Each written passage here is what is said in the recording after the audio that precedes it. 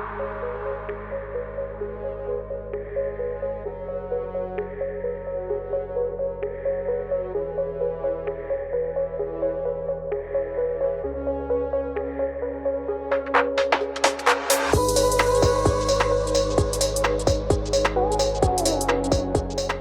Adam, thanks for joining us today. We've been trying to make this happen for a while, so I'm pretty glad the stars have aligned and that we've finally been able to, come together for this discussion. Now, like you, I think I get to chat to my fair share of doctors and PhDs, all of whom mean well, and they've got loads of clinical experience, obviously. But they don't generally have a lot of skin in the game. And by that, I mean they don't have a lot of time in the trenches in terms of knowing what it's like to sort of be in an unwell state. Now, your story, I know this is where your story comes in, and I know you've had, your own challenges, your own crucible that you sort of managed to work through. I'd like to start there, perhaps, and for those in the audience who maybe aren't familiar with you, if you could just sort of share your story with us, with them, as to how you sort of found your way into this space. Rob, it's great to make this happen. I know we've as you said, a lot of back and forth. I had to cancel a couple of times because I was moving country. Now settled in Portugal, so yeah, it's great to jump on and make it happen. So yeah, I mean, my journey has been an interesting one, and really, what I talk about, which is detoxification, is through real life experience. It's through having a health crisis and committing everything to figuring it out. And it was a long journey. It was 5 years of just throwing everything at it. Now, I also want to state from the outset, there is no one thing that fixes everything. So I'm not saying detox it's not like the one thing you need to do. But the reason why I teach this information, this material now, is because there's a lot of information on improving your sleep, fixing your diet. All of that stuff is as important. And there are many pillars to health. The challenge is the pillar of detox. We don't even consider it as a thing. We all have different belief systems, like, oh, we naturally detox, we don't need to detox, or detox is just going to Costa Rica and drinking green smoothies for 10 days. We all have different perceptions of what detox means.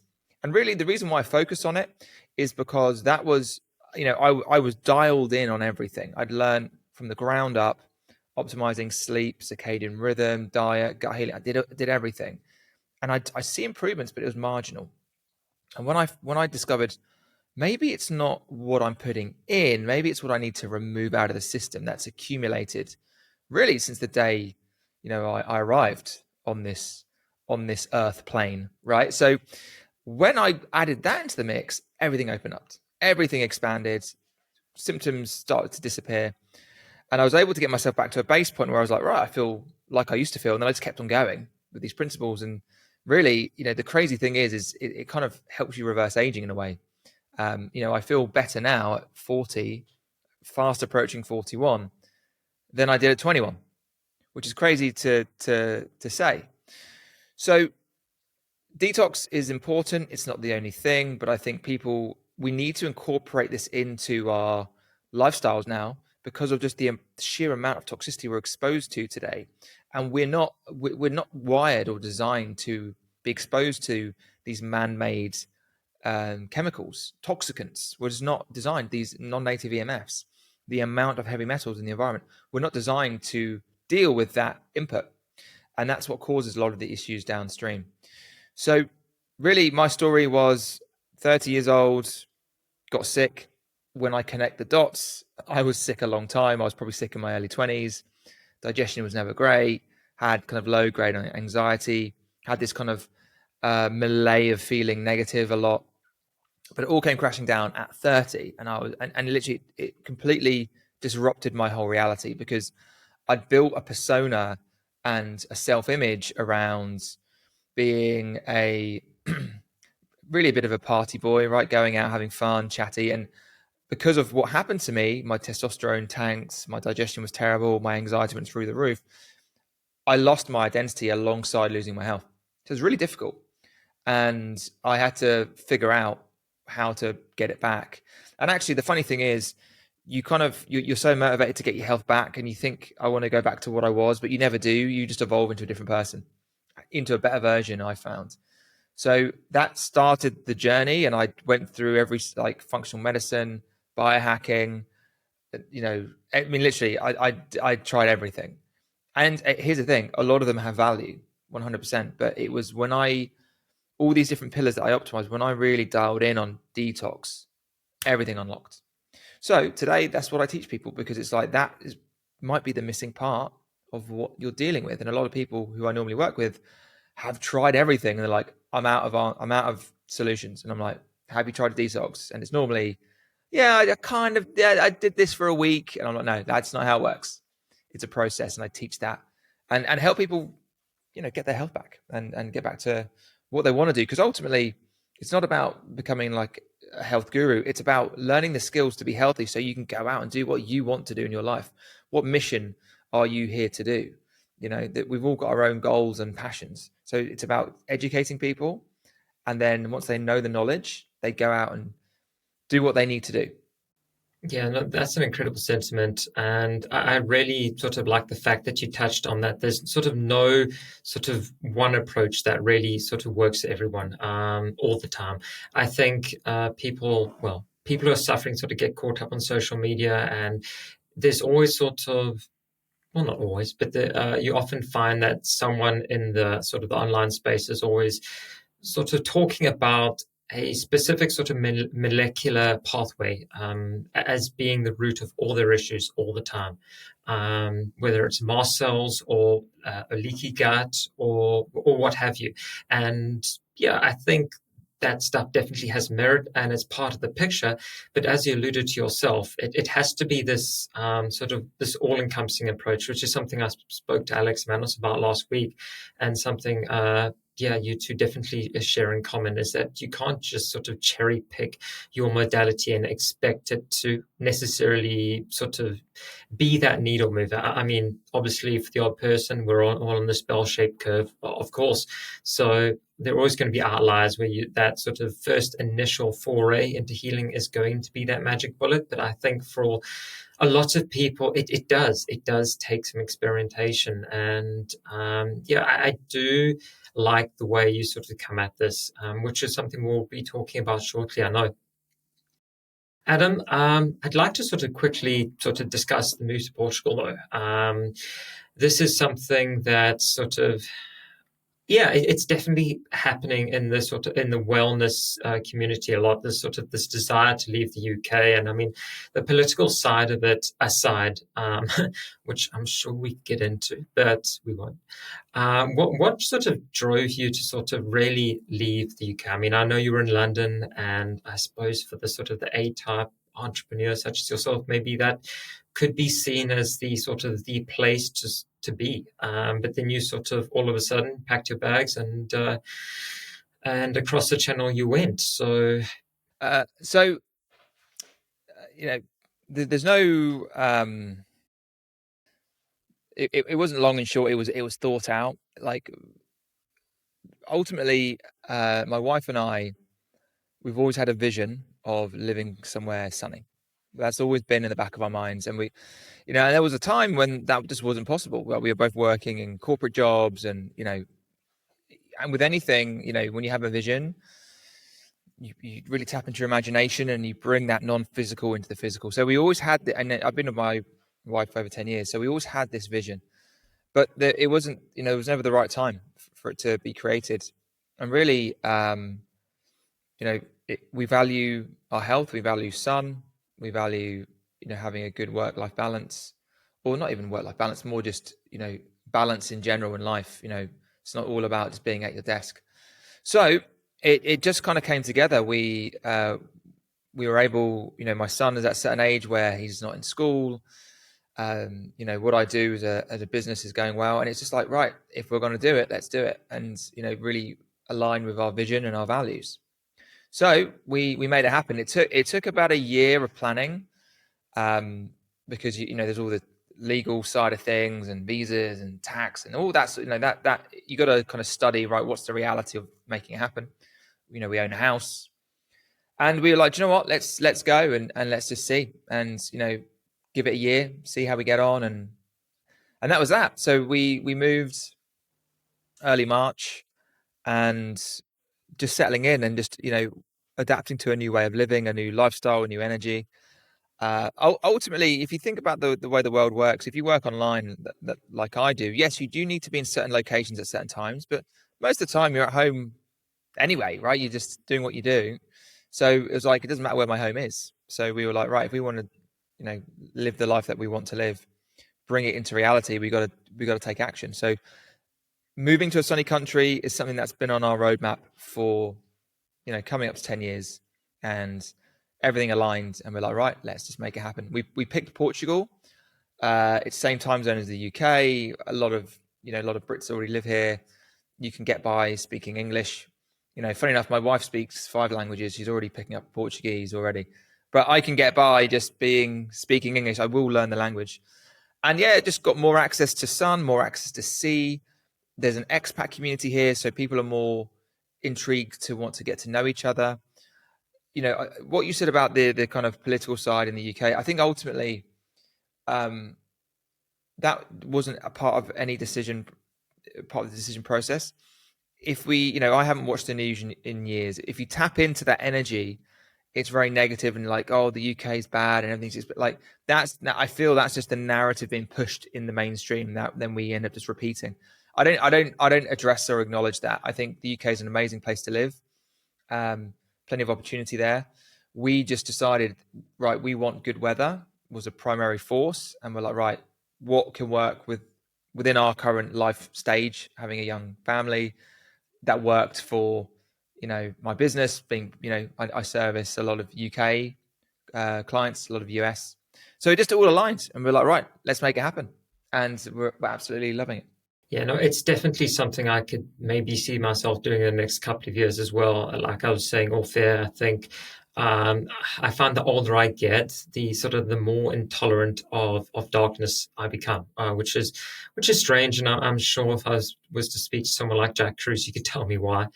But yeah, no, I think it's really yeah, it's just so fundamental and something that so many people just don't think about. And sort of growing up in South Africa for the most part, it's definitely something I do miss. So, yeah, I mean, who knows? Why not? And if English isn't necessarily or an issue there, then all the better. Because yeah, I struggle with English, let alone anything else. I was sort of hard sciences all the way through school. Give me anything that looks like a language, and I just cower and run away, and cry. It was hard. Anyway, yeah, let me get back on track. I sort of king of tangents. So before we sort of go down that rabbit hole, let's talk about detox. But to start off with, and I suppose you've already answered this question to some extent, but I'd love to get your sort of view on why we're seeing such an explosion in chronic disease today as a whole in society. Yeah, we definitely are, aren't we? It's everything's going in one direction. A lot of people, I mean, it's hard not to know anyone that is perfectly healthy today. And also, look, health is a moving target. We never get to perfect health. We're always evolving. You know, like about a month ago, I got the flu out of the blue. I can believe it. I was like, what the hell? Obviously being a health coach, I don't normally get sick, but again, health is a moving target. So we want to get to a point where we are healthy. But normally, everyone's got some niggle or some health issue going on. You look at the stats, obviously, you know, uh, social media land's everything's always US focused. 1 in 4 Americans have fatty liver disease. I think they have 1 or 2. Most Americans, I think 70% have 1 or 2 chronic issues. Why is this, right? What's changed? Uh, and really, our whole environment's changed, right? All these different diseases are on the rise. Alongside that, you know, plastic consumption's on the rise, seed oil consumption's on the rise. The amount of cell towers is on the rise. The amount of heavy metals mined, got to mine that lithium for those batteries. Everything's on the rise. And I would argue there's a couple of reasons. I think we're more stressed than ever. I think, the rise of technology is completely just blowing out our dopamine receptors, and, we're not able to, our nervous systems are kind of fried. I think that plays its role. I think that the toxicity in the environment is definitely playing its factor, its part. If you look at genetically how we're wired, we're the same as our hunter-gatherer ancestors 300,000 years ago, and they were living in an environment they were designed to be in. They were they're all right, like they were waking up and going to sleep with the rise and fall of the sun. They were grounded to the earth. They were eating locally and seasonally. They were having access to fresh spring water. That they were connected to the earth. That's how we're designed to live. Now we live in a very different environment where we're exposed to non-native electromagnetic fields. We're exposed to these chemical solvents that cause a whole host of issues within the body. There's more heavy metals in the environment. There's less minerals in the food that we're eating. We spend more time indoors. Mindset's a huge part of it. Like we're not connected to communities as much as with the rise of industrialization. We're all kind of siloed in our own homes. Whereas you look at how it used to be, we were really tribal based. We were in communities, and that's all been taken away. So that's, I would say, the driving force behind it. Because if the meat suit is toxic, look at all religious texts. The body is the temple, right? We have to treat our bodies like temples. Now, obviously, we have the mind and the spirit, which is also important. But if our temples are full of junk, that's going to manifest in disease. Along with emotional components as well, we can get trapped energies within the body. So again, there's never one thing. There's a whole multitude of things. But I would say the thing that we're all exposed to and we can't opt out of is the toxins we're exposed to in the environment, the chemicals, the heavy metals, the environment, the non-native electromagnetic fields, higher than ever before. And I think that's what causes a lot of the issues.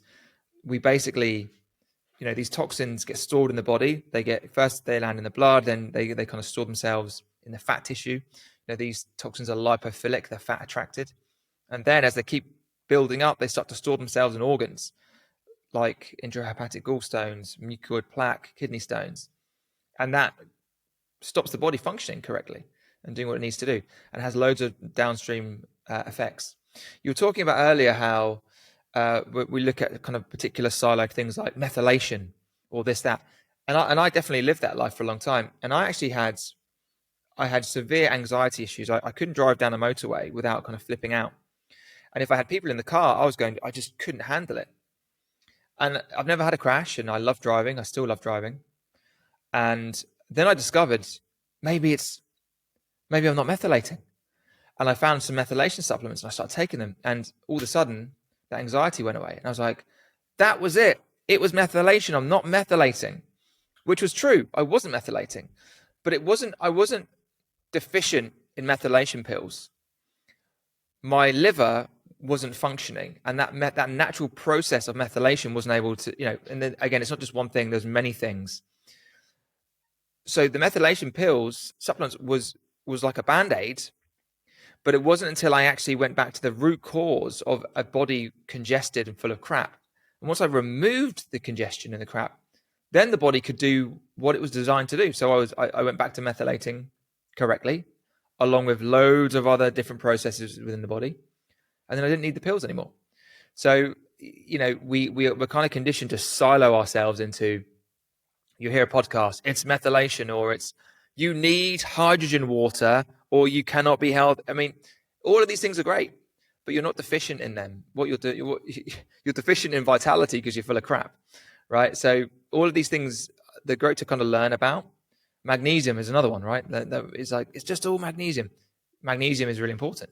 Definitely. It's not the thing. My view is it's cleaning up the body, cleaning the terrain of the body, and our terrain determines our susceptibility to disease. So we have a good terrain, then we have the food, the mindset, the sleep, all the other pillars I talked about. And that, to me, is good health. But again, we get siloed into these different things.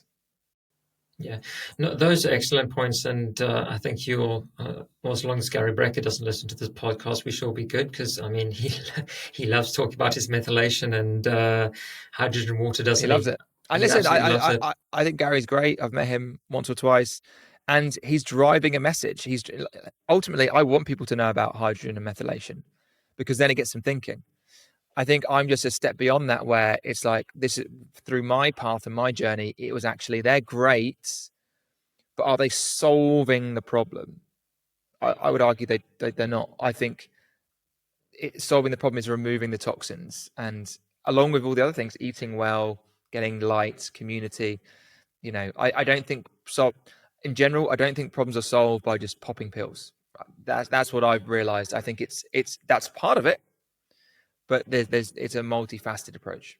Oh no, it definitely is, and I think what really encapsulate this, what you've just said, is this idea of sort of molecular reductionism, which is where most practitioners and sort of people fall short, and that's definitely where I've fallen short. I mean, I'm the sort of traditionally trained biochemist. I sort of see everything as a pathway, and okay, right, you see a test, and that's great, and that test indicates something, but it doesn't take into account the sort of the complexity that is human biology.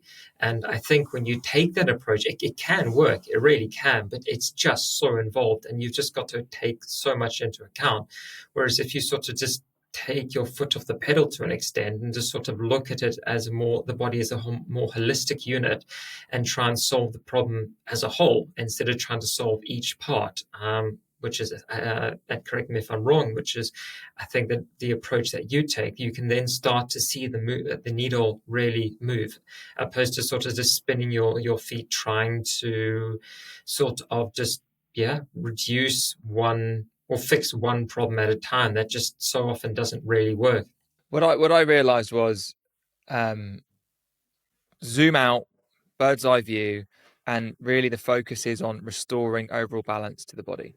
Because when the body, the divine intelligence of our bodies, the body the body knows what to do. And weirdly, symptoms you're experiencing is the body giving you a knock at the door saying, hey, fix this, please. Like, it's giving you clues. The body doesn't, I always use the example, if you cut your finger, you don't have to tell the body how to heal. It does it naturally. However, if you create a condition where it's really hard for the finger to heal, if you cut your finger, and it's not that deep that you need stitches, but it's a good old cut. You need to wrap it up, bandage it. But if you cut your finger like, oh, okay, just off to go rock climbing for the afternoon, and then you come home, I'm just going to go do some gardening with no tools, just in my bare hands, and then you don't wash your finger. Like, that's not creating the right condition for the divine intelligence of the body to do what it has to do. Whereas if you rest, if you eat nutrient-dense food, if you clean it up, if you bandage it up, like, you create the right conditions, it will do what it has to do.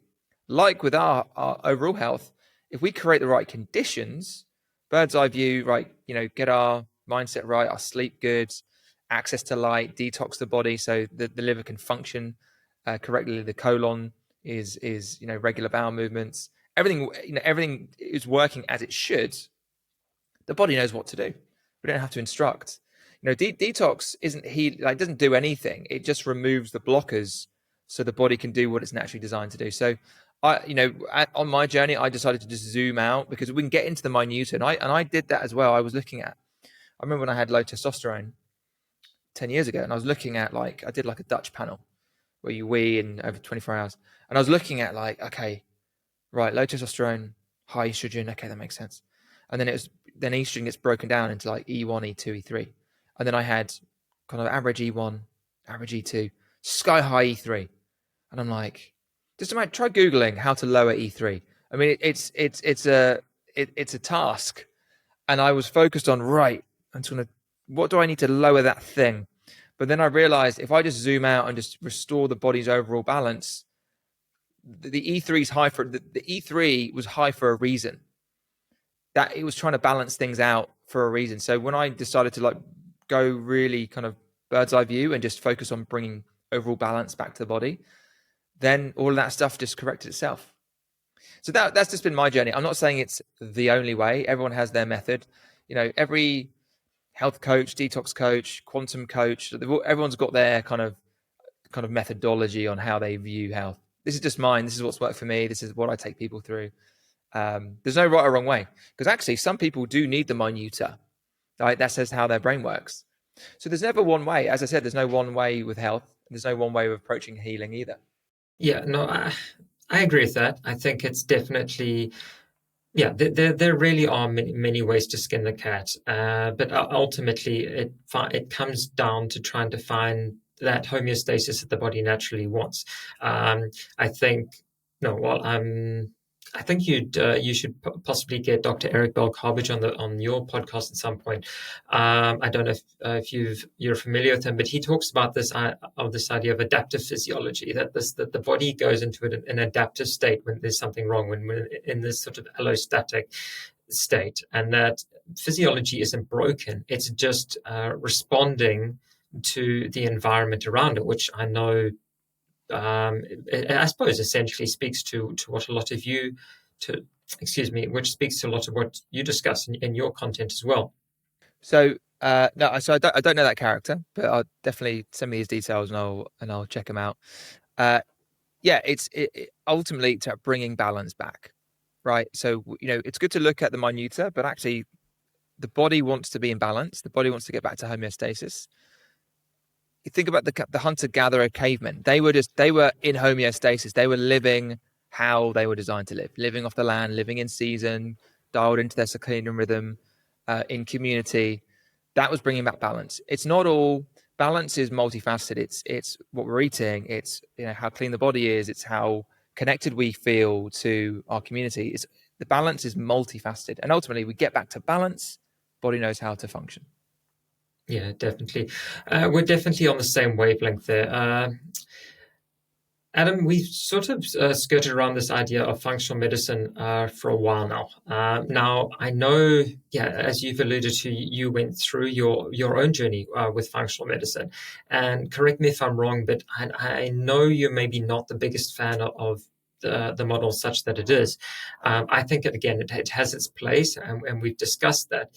But where do you think that it really sort of falls short of the mark? Do you think that there's an over-reliance on testing with the way that it's currently set up? Or is there sort of still too much emphasis on sort of supplements? What do you think of that model as a whole?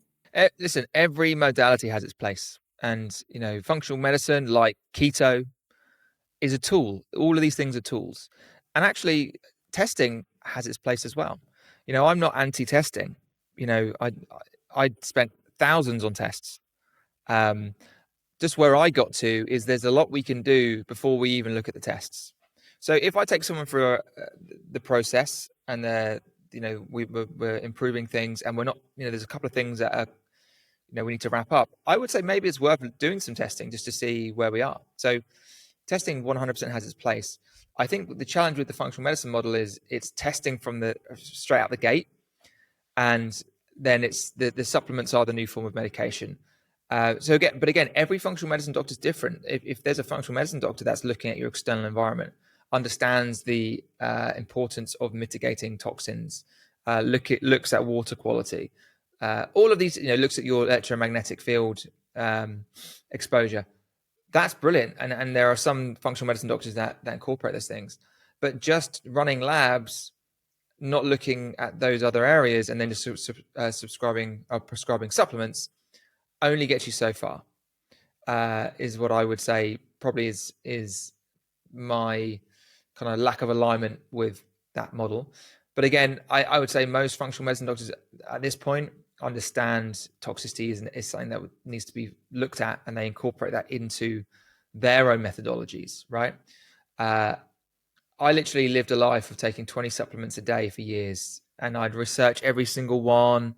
I remember when it was like astaxanthin was hot. Like, do you remember that? It's probably like 7-8 years ago. It was like astaxanthin's the thing. Bought it and researched, and I was doing all these things.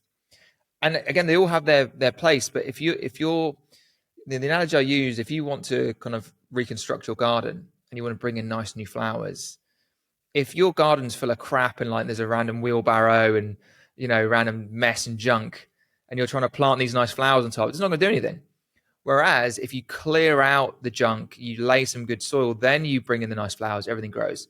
So with all these supplements, all biohacks or whatever, if you clean out the terrain of the body, liver's functioning, you're pooping every day, like you know the gut's healed, then all of these supplements really do pack a punch.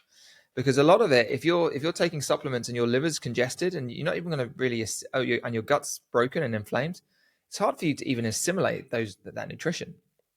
So functional medicine definitely has its place. I've used many functional medicine practitioners when I was trying to fix my health.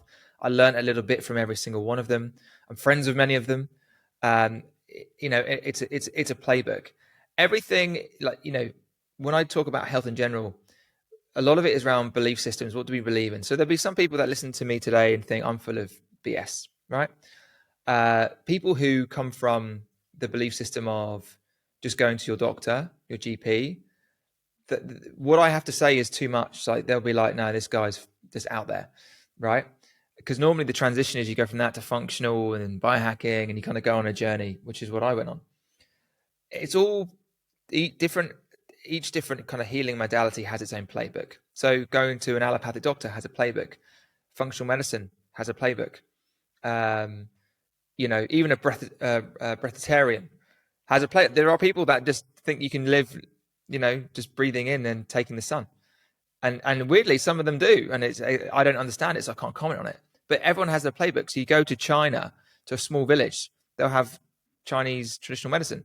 It's all these different playbooks, and ultimately, it's what playbook resonates with you and what you believe in. Because if you don't believe in a certain, like, if you think detox is BS, it doesn't matter if you went through a protocol that I gave you, it wouldn't work because the belief isn't there in it, right? So a big part of it comes down to belief. So if you believe in functional medicine, it will do something for you, right? But I think, will it get you to the end result? I think you need to detox. Again, that's my belief. So it's all playbooks. What would you resonate with? And normally when people go on these healing journeys, their beliefs shift over time because they realize certain things aren't working for them. Then they find the next thing, and then the next thing, and then they people who I normally work with, they've been on a journey and they've landed on, I think this is the problem. I've tried all these things, and then they go through my program and they see results. But again, it's they've gone on a journey to get to that belief. Whereas if they'd found me just as they're getting on well, they probably would have been like, this guy's a bit wacko, So yeah, it's again, I think functional medicine has its place. I've got many good friends in that space. Again, just where I am with my worldview is it's not about necessarily adding things in, it's about removing things out. But again, supplementation is important. I'm not against supplementation. I think, when I look at supplementation, I'm like, take some sauerkraut every day, right? Or some raw goat's kefir, some raw goat's milk kefir. That's what I think about supplementation. Take some fermented cod liver oil. That's, or some desiccated oysters. That's my form of supplementation. So I'm not against it at all. But again, with testing, you can do that downstream once you've done some healing kind of cleansing protocols. Yeah, no, I mean, that's definitely sage advice, and I can definitely relate to it a lot. Just to sort of get a little more into your program, then, and the way you work. Now, I know a lot of it's based on this idea of sort of terrain versus germ theory, and that you also educate your audience utilizing this approach. I don't think a lot of people are particularly familiar with those two concepts. So maybe especially in our audience, would you mind sort of breaking them down, and then we can maybe elaborate on some sort of detox principles going on from there? Yeah, so this all kind of kicked off around the COVID era, terrain versus germ. To really like summarize it, what we're taught in culture is germ theory, as in there are germs in the air, we sneeze, that will breathe in the germ, and then that germ will make us sick. Terrain theory is around your susceptibility to getting unwell, is basically how the terrain of your body is. So your internal terrain, how clean is it? What sort of microbes are living in your internal terrain inside your body? That determines whether you get sick or not. So they're both different paradigms of belief, and I'm not here to say one is right and one is wrong. I just, from my experience, when you clean up the terrain of your body, which kind of aligns with the terrain theory, people get healthy. So Again, this comes back in a long lineage of history. You had Anton Béchamp and Louis Pasteur, so Pasteur was for germ, um, Anton Béchamp was for terrain theory. Really interesting. Like you can go on Instagram and people talk about it, how they were competing with these different narratives like 100 plus years ago. So really, I focus on if you have a clean internal environment, and also the terrain extends beyond just what's inside of you; it extends to what's outside of you. Because if you have a toxic external terrain, you're eventually going to have a toxic internal Yeah. terrain.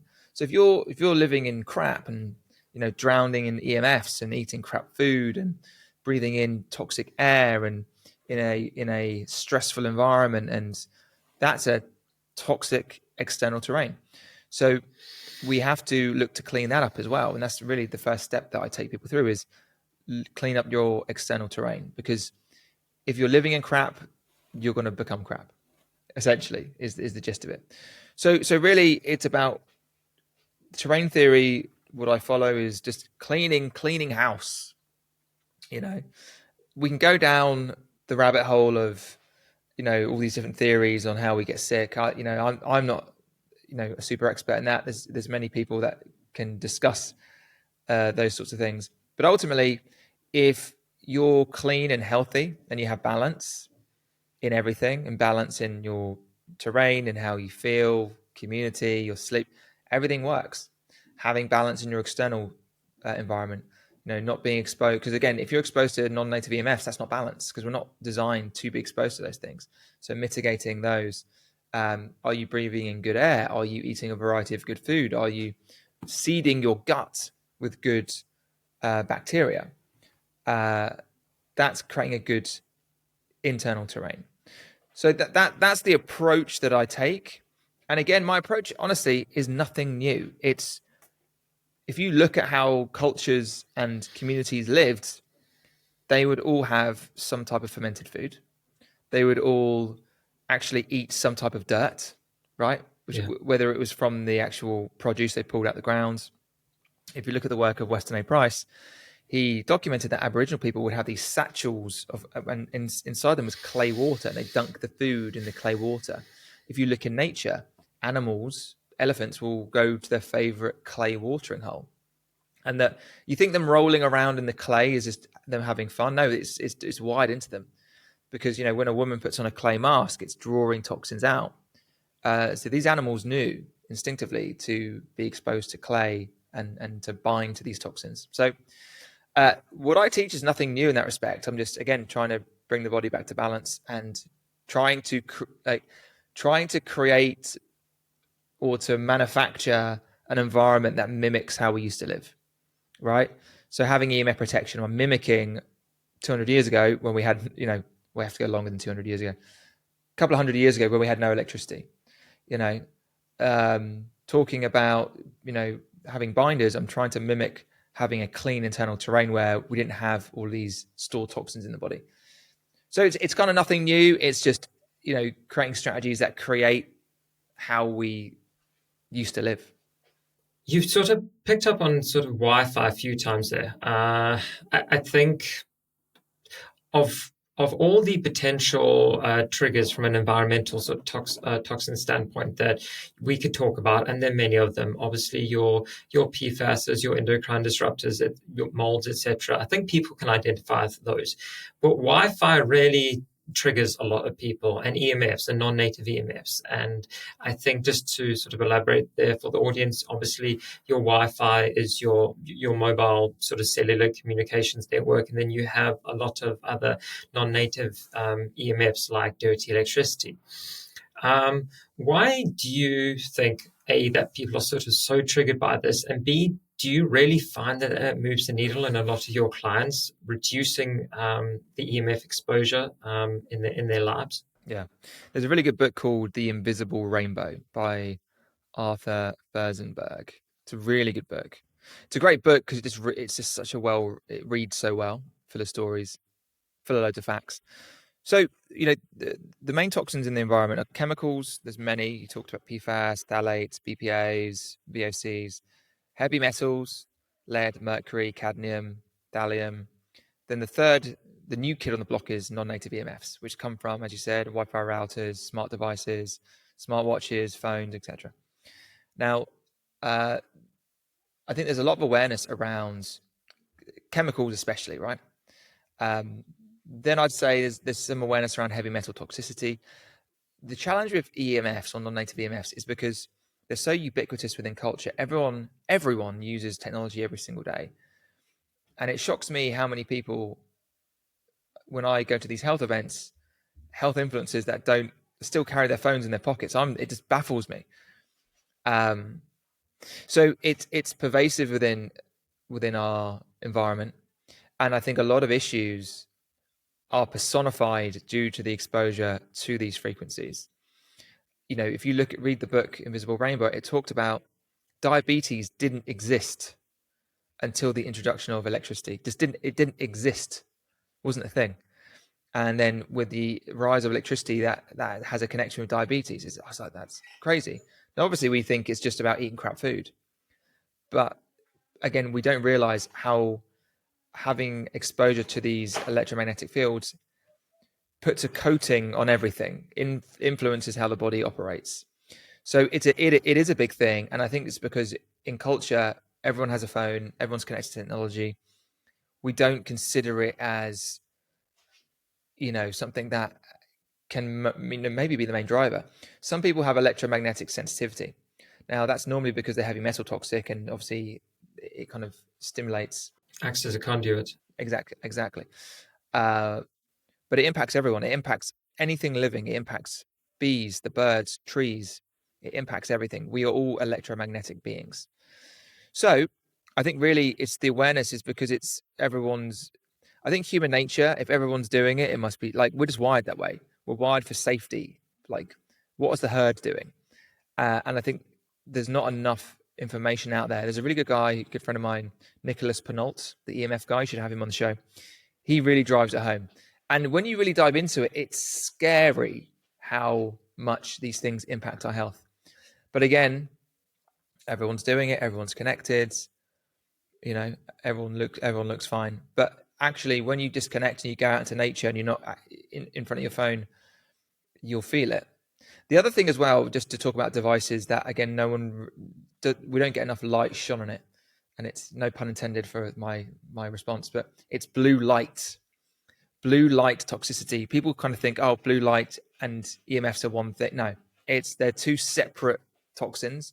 You've got non-native electromagnetic fields and blue light toxicity, which again impacts circadian rhythm. Yeah, there's loads of there's studies that it brings puberty, on quicker in young children.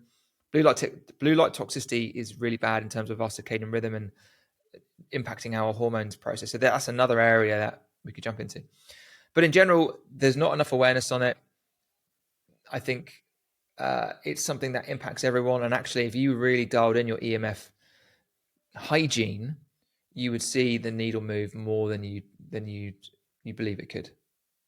I think, as you just pointed out, the biggest issue with trying to get rid of EMFs is that they're so pervasive. They're everywhere. Yeah, again, you mentioned at the health trade shows, people sort of walk around with phones in their pockets. I couldn't agree more. Whenever I'm at the Health Optimization Summit, I just you look around and everybody's got their green smoothie and got their blue light blocking glasses on. Yeah, they've still got their phones in their pocket. They're still sort of hooked up to the Wi-Fi. It's definitely the biggest, I don't know, the irony maybe in the space is that so many people preach health, yet they still struggle with this one maybe it's not a crippling issue, but it's definitely something that is gaining awareness and I think needs to be brought to the forefront. I mean, we had a whole discussion with Tristan Scott, who I know you know well too. And yeah, he just really broke down the physics of it all and sort of pointed to the evidence, and it's definitely there. I mean, I'm not going to hang my hat on it, but as far as I'm concerned, where there is smoke, there is normally fire. So I think it's something that people just need to educate themselves around. And the body, if they want to dive deep into it, I'm sure you've read The Body Electric. It's it's a bit of a complex read, but it sort of highlights why we are so sort of why we are can be so sensitive to these non-native EMF fields. Yeah. And here's the thing: we don't have to go live in a cave. Yeah, It's just being aware these things impact our health and making smarter choices and creating good habits. So, for example, sometimes I have to have my phone in my pocket because I don't have anything else. So I'll either have my phone switched off or flight mode. You know, um, if I do have my phone on me, I have it in a bag. You know, I always have some form of EMF protection that I have on my person. I turn my Wi-Fi off at night. You know, I have home EMF mitigation devices. So it's not about living in a cave and never, interacting. You know, we live in a technological world, but it's having the awareness, acknowledging the awareness, taking action versus, oh yeah, I read that thing. Okay, back to normal, because that will have a knock-on effect downstream. So, I don't live in a cave. We're connected by technology right now. I'm drowning in some EMFs right now, but again, I know how to keep myself healthy. I mitigate these things. I've got 3 EMF home devices in my house. I've got Blue Shields, I've got a Soma Vedic, and I've got a brand called Essential Energies that I've had on my show a couple of times. Again, that's overkill, but listen, I'm in the health space. I get sent these things, so you don't have to have 3 devices. But I would always say have a home device, have a device on your person. yeah.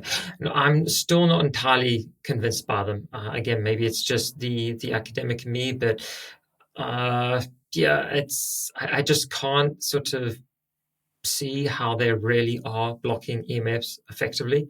I know, but yeah, that's probably just my bias and something I sort of got to overcome to an extent. I would say each. I know what you mean, because there's a lot out there. Each different product has their own kind of angle on how they. It's not blocking; it's mitigating. Check out. I spoke with a guy called Daniel Stahovsky at Essential Energies. They sell what they do as EMF protection, but it's more than that. It actually is about increasing your bioresonance, which it basically improving your force field against EMFs. You can't block EMFs because they're everywhere. Like, it's like saying I'm a fish and I want to block water. So you can't. You're swimming in it, but you can minimize the effects of the EMFs. But yeah, I would say there's no one. So like each solution has their own angle on these things. So yeah, I know what you mean. And actually, sometimes it's like you look at it and it's like, okay, it does all these things, but I don't feel any different. I don't know. So I can see why there's still a bit of a disconnect with people buying into these solutions. But yeah, I think in general, research and follow what resonates with you. But I'm big on EMF protection because, and now, I mean, I've gone from a 4-bed house, semi-detached, to a 2-bed flat. So I'm just like stacked. I've got Wi-Fi this way, Wi-Fi that way. I mean, I'm stacked. So that's why I've got 3 devices in my house. Cause I'm like, I'm hitting it from all angles. But again, you don't need to do that. It's just, this is what I do. So I'm into it for more than others. Fair enough. Yeah, but yeah, before we sort of have a whole podcast about EMF, maybe we should, and that's my fault. Well, I'll get us back on track. I'd love to start discussing some maybe practical ways people can start to detox, if that's okay, Adam. Now, of course, there are the obvious options like saunas, specifically infrared saunas, and then sort of daily movement to help sort of mobilize lymph flow, eating obviously a low process a diet low in processed foods, etc. But what I'd really like to pick your brain on is some of these modalities that people are more likely to raise an eyebrow at, things like coffee enemas, for example, or liver flushes, or maybe castor oil packs. Can you sort of walk us through some of the science there and why these strategies are effective, or why you found them to be effective? And Well, listen, you're not going to find much science on it. Let's call it out for what it is. Funny enough, so a lot of this stuff is of testimony and real life experience. Now, to be fair, if we look at coffee enemas, there was a lot of studies done in the early 20th century. It was actually, I did a reel on it. It was used a lot in South American hospitals. and there's 20 years of research there. So there are studies with coffee enemas. Gerson as well. And obviously the Gerson therapy, but a lot of that stuff gets suppressed on the mainstream channels. Liver flushing, again, not much science around it, because again, you got to look at, if there's studies, there's an outcome that these people want, and they're paying for the outcome. Like, there's not many studies today are primarily bought, right? I know some people challenge me on that, but you got to look, you got to question. Studies are there to prove something, and if there's no money in something, there's going to be no studies in it. If you can't monetize it, there isn't going to be an end result. Exactly. So coffee enemas, let's start there. It is a retention enema where you retain coffee in your large intestine for 10 to 20 minutes. And it's a particular type of coffee. It's a Gerson approved coffee, so it's high in caffeine and palmitic acid. It's not like a normal cup of tea or cup of coffee. And that stimulates the hepatic portal vein, which is a vein that connects your large intestine up to your liver, and it will stimulate your liver and gallbladder to release bile. And when we think about releasing toxins, the liver is the powerhouse of the detox function in your body, and it takes fat soluble toxins and converts them into water soluble toxins through phase 1, phase 2 detox, and then pushes that into the bile. And the bile will then make its way into the small and large intestine, and then will poop out the toxins. Now, here's the thing. We are exposed to more toxins than ever. So firstly, the liver has difficulty converting these fat-soluble, they're not even called toxins. By definition, they're called toxicants. Toxins, by definition, are toxins from the environment. Toxicants are man-made toxins, these fat-soluble toxins. So the body has difficulty converting these into water-soluble toxins, so a lot of them end up getting stored in the liver. And also, when they do get pushed into from phase 1 to phase 2 into the bile is really good at recycling. The bile is recycled up to 15 times a day. So the kind of angle here is we need to flush out bile manually, because the body won't do it. And when that bile is gone, the body will create new bile. So really, it's like, if the bile's not going to let go of these toxins, we just have to manually just flush them out. So coffee enemas stimulate the liver to release bile, and you'll release bile into the toilet along with other things. But the next level up is liver flushing, where we're drinking olive oil and lemon juice to purge the liver to release what's been labeled intrahepatic gallstones. And some people say the stones aren't real. Regardless of that argument, what it does do is it flushes your liver of the bile salts and cholesterol that accumulate in the liver, and within bile and cholesterol, these toxins accumulate. So you're basically you're doing the biggest oil change, right?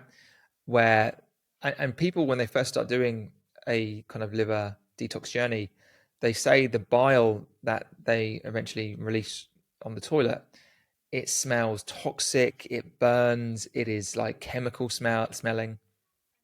And just releasing that old oil, and then you eat the right foods that have glycine and taurine to rebuild new bile, new oil, everything works. A lot of issues with people have issues with, leaky guts. A lot of it starts with a malfunctioning liver, because if you're not producing enough bile, the bile gets sluggish. Then, I think there's a yin and yang effect. With low bile will create low stomach acid. Flare-up and candida and other infections like that. Yeah. And candida proliferates, right? The terrain changes, because bile is Mother Nature's detergent also. So, I had SIBO, I had candida, SIBO, I had everything. And when you just change out the bile and you just have good bile flow again, you'll be surprised what just fixes itself. Going back to the testing point, I was blowing into these different tubes and doing these SIBO tests. And then I was on these low FODMAP diets. They don't solve the problem. They mitigate the kind of the symptoms. But when I started cleansing out my liver and just removing the toxic sludge, bile and cholesterol salts, just physically removing them out of the body, and then the body kind of created new clean bile, things will start to figure out and work. Again, there's no one thing, and I don't want people to think it's just liver flushing. It's not. It really isn't. It's not just one thing. And I think people, entering the detox community think, oh, I've just got a liver flush. No, that will help. That won't solve the problem. And actually, a lot of people who come to me are, I've tried 10 liver flushes and I still feel bad. It's like, because you're not addressing the body is a whole. You're not addressing, if you're just doing liver flushes and you're still eating like crap and you're constipated, your lymph flows. You see what I'm saying? There's no one thing. But it's a great start point because the liver obviously dominates, you know, removing those fat soluble toxins or toxicants from the body. Yeah. And then castor oil packs specifically, how are they working? Yeah, castor oil. So they're a healing solvent. So Mhm. again, this stuff goes back thousands of years. I mean, castor oil's been used even in the Egyptian times. A healing solvent, again, it helps break down the lipophilic toxins, the fat attracted toxicants. We can ingest these things through our breathing, through putting stuff on our skin, through eating, through drinking, and these toxicants are fat attracted. They'll land in the fat tissue or they'll land in the bile, right? That's also Yeah. fatty. So when we have castor oil, it's a really good oil at breaking down that fat and releasing those toxins to be removed and eliminated out of the body. So you can do castor oil flushes where you drink castor oil. I wouldn't recommend it for if you're getting into it. It's a great also parasite cleanse.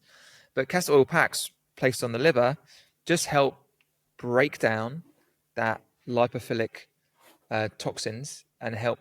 Basically, you're aiding the liver in doing its job because again, a lot of these toxins, body doesn't know what to do with. It's like I'm not wired to deal with these toxins. You know, over 80,000 released in the last 50 years. So it just aids in that process. Castor oil, there's so much good castor oil does. I mean, so many different uses and use cases. Um, we have some here. We use it regularly. It's not just for castor oil packs. It can be used for so many things. But again, ultimately, it's a healing solvent. It helps break down fat soluble toxins in the body. Fair enough. Yeah. No, castor oil is interesting. I believe it's a PGE2 inhibitor, so it inhibits some of those inflammatory prostaglandins in the body as well. I know it's utilized for that to that extent in hair growth as well. I don't think it's necessarily effective at inhibiting DHT, which is a primary driver there, but it can certainly help. I wasn't aware of its sort of properties beyond that, though. So thank you for sort of educating us there. Well, you just educated me on the kind of scientific side of things. You know, All right. I didn't know that either. So we've both learned something. Okay, brilliant. Adam, I'd like to sort of segue and talk about minerals for a while. I know this is something you're a big proponent of as well, and I've been sort of doing a little research there in sort of preparation for another podcast that I'm hoping to have with Morley Robbins, who I also know you know, and his work on minerals. He obviously takes a very sort of copper-centric approach with the goal of increasing copper levels in the body to help balance out excess iron and then from his viewpoint anyway, the damaging results of having too much iron in the body. Now, of course, there's more to minerals than just copper, and trace minerals in particular are important. Can you sort of talk us through this particular the reasons for why they're important, though? Obviously, they're there to sort of hydrate us, but beyond that, what are trace minerals doing in the body from, well, not only a detox standpoint, but from an overall health standpoint? Yeah, Morley's great. I've had him on the show, and I love his approach to health. And as we said, you know, that's his playbook. That's his methodology. Minerals are the spark plug of our metabolism, and the challenge is we don't get enough minerals today. Why is that? Well, we live in an environment where the food we're eating is depleted in minerals. Like there's many studies on, you know, a carrot or an apple today has, you know, 40% less minerals than it did, you know, even 10, 15 years ago because of the monocropping, because of just modern food production.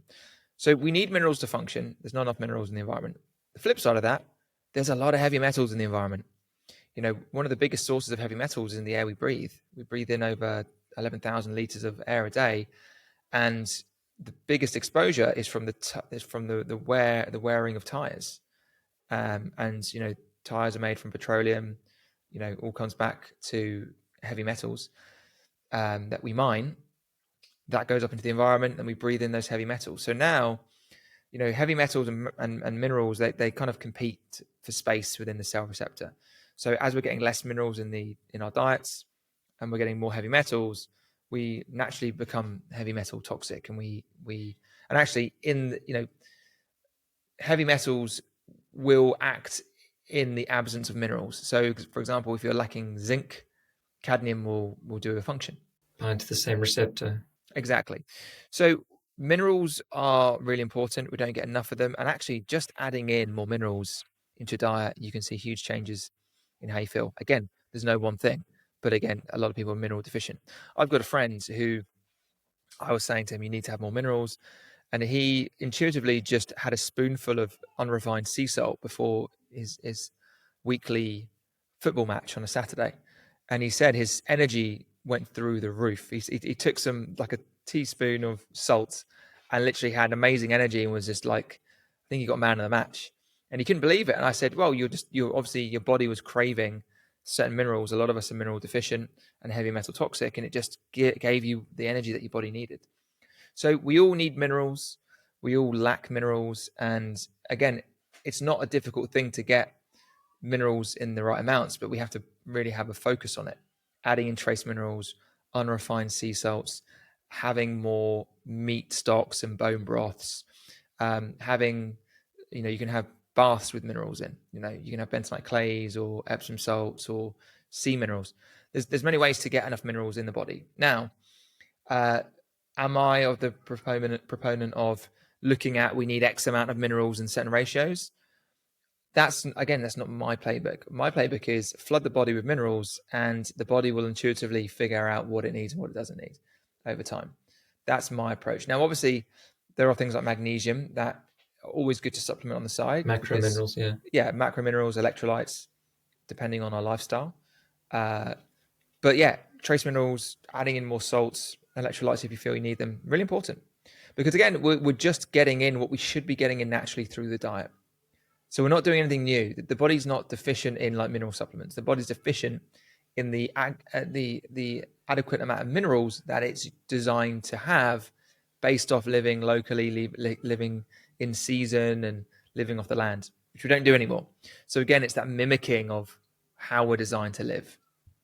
Yeah, no, I really agree. And I think what most people miss at the end of the day is that sort of under a high stress state, our need for these minerals, it just goes up. We need to create more antioxidants, which require enzymes to function properly. And those are all mineral dependent. And the more stress that the cell's under, the more it's going to deplete them.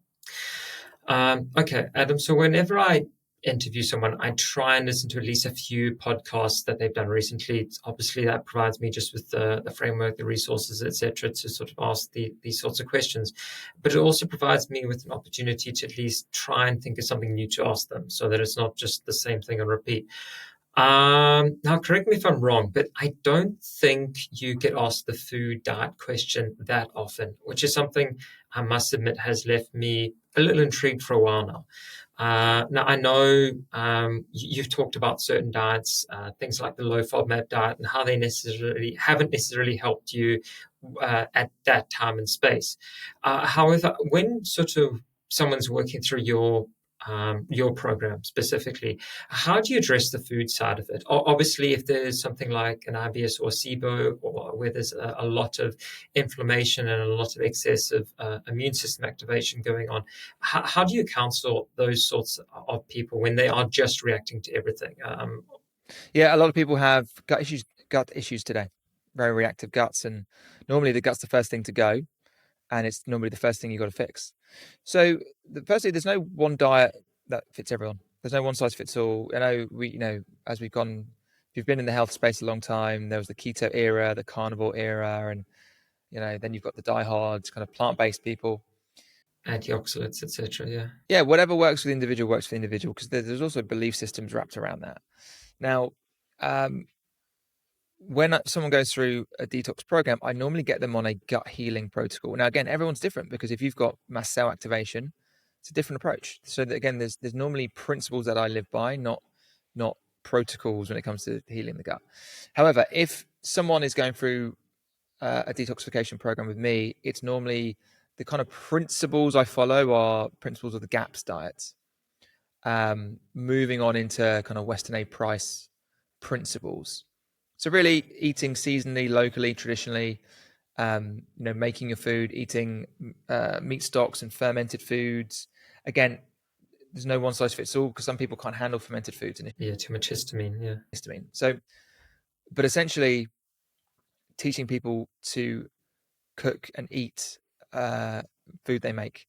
Firstly, energetically, because there's a reason why they say like mothers home cooked food from your mother, because there's energy put into that, right? You're removing seed oils. You're removing, because again, when you buy it takeout, it's convenient, it's great, but you're having seed oils. You don't know where the food's sourced. You don't know the energy put into the food. So learning how to cook and create, because again, we kind of lean into takeout food because of the convenience. We can create convenience around home cooked food. It's just creating systems and processes and learning. So a lot of it's around gut healing. A lot of it's around removing certain foods that can cause irritation. So grains can cause irritation, anything ultra processed.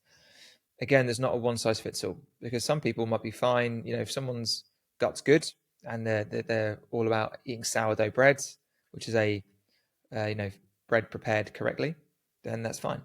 There's so many ways you can go about it. Like some people might remove lectin, some people might look at histamine. Like there's so many angles to consider.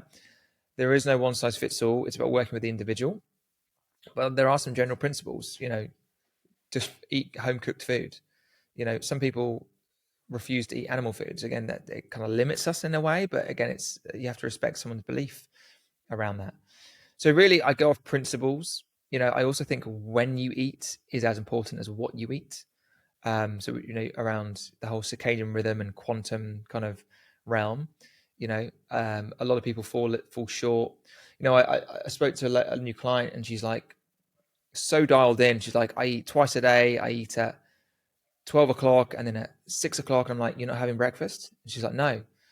And I'm like, that's great. Like, honestly, from my kind of knowledge, that's great if you're a guy, but women operate differently. Like I'd said to her, I really think you should have breakfast, because the hormonal cascade of a woman is completely different to men. Now here's the thing, again, just focusing on women are all unique as well.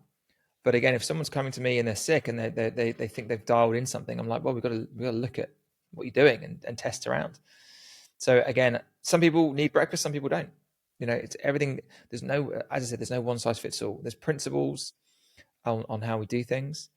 But yeah, overall, GAPS diet's great. Western A price diet or principles are great.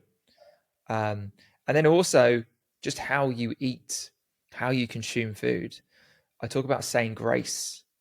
You don't have to be religious. You can just sit and give thanks to the animal that you're about to consume. Like the energetic side of things. Don't go straight from like high intense, like smashing out emails. Oh shit, I've got half an hour, and then quickly wolf down food. That's not going to serve you. You have to create space.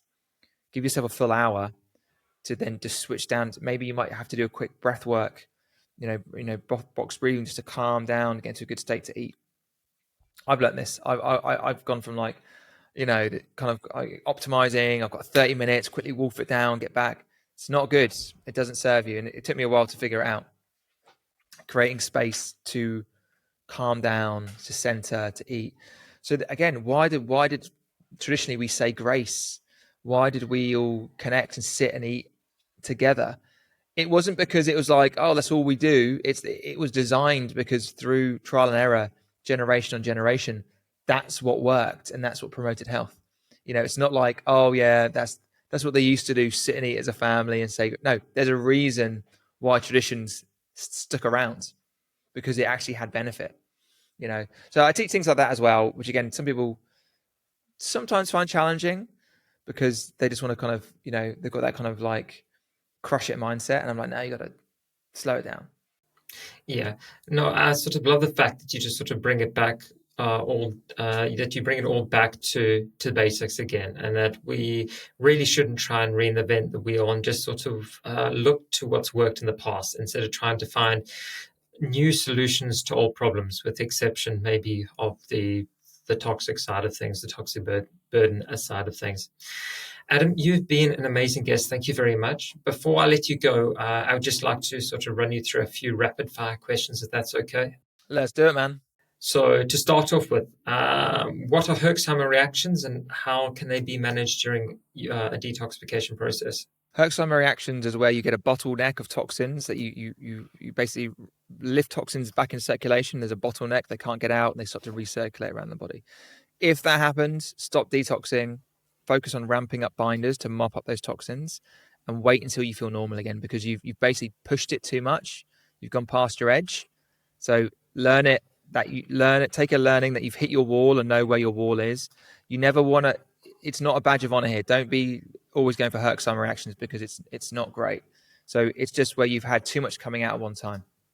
Perfect. What is the most sort of common or persistent toxin that you find people struggle with the most? Well, there's the heavy metals, the EMFs and the chemicals are all pervasive. I think let's just focus on heavy metals because we haven't talked about it. Everyone's got some level of heavy metal toxicity, and they don't realize. Everyone, like if you were to do a hair mineral analysis, everyone has some level.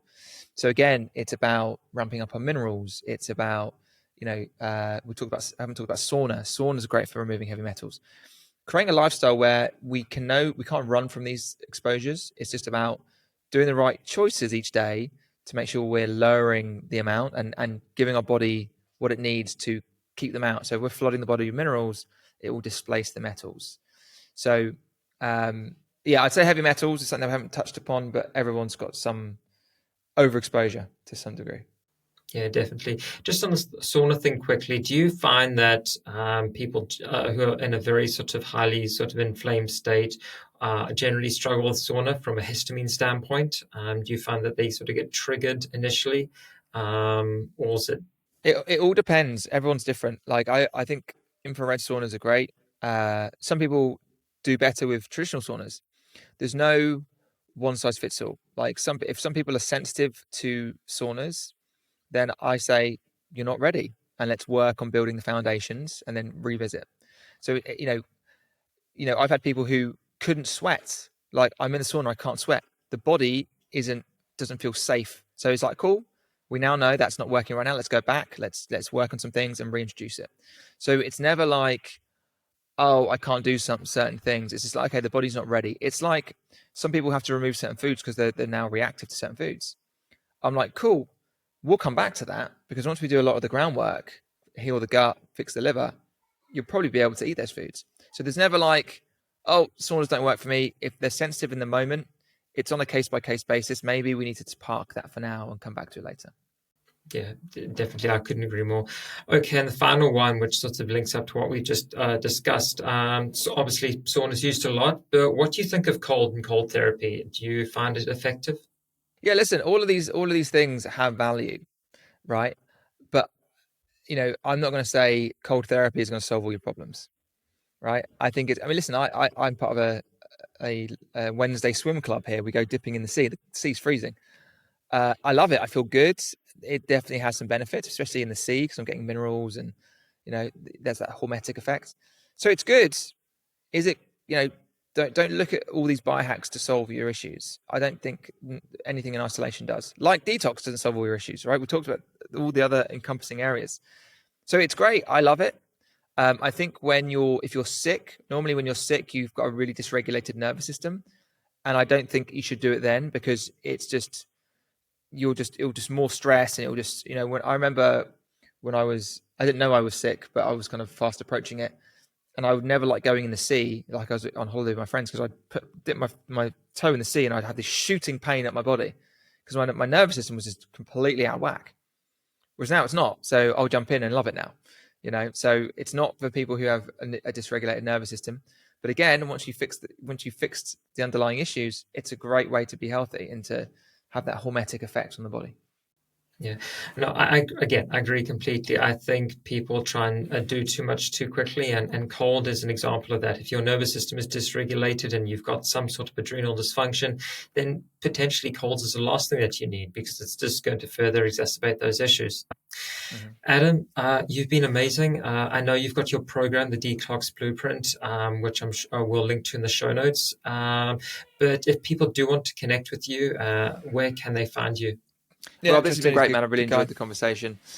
So if people want to connect with me, they can check me out on Instagram. My handle is at Ideal Day Adam. I also have my podcast, The Ideal Day.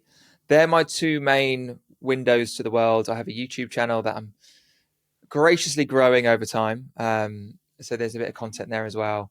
But I would start with Instagram and check out the podcast as well. Perfect. Yeah. And I do my best to like every one of your videos on YouTube, just for the algorithm. So Thank you, mate. I appreciate that. Adam, thank you so much. And we'll have to do this again soon. Awesome. Thank you, Rob.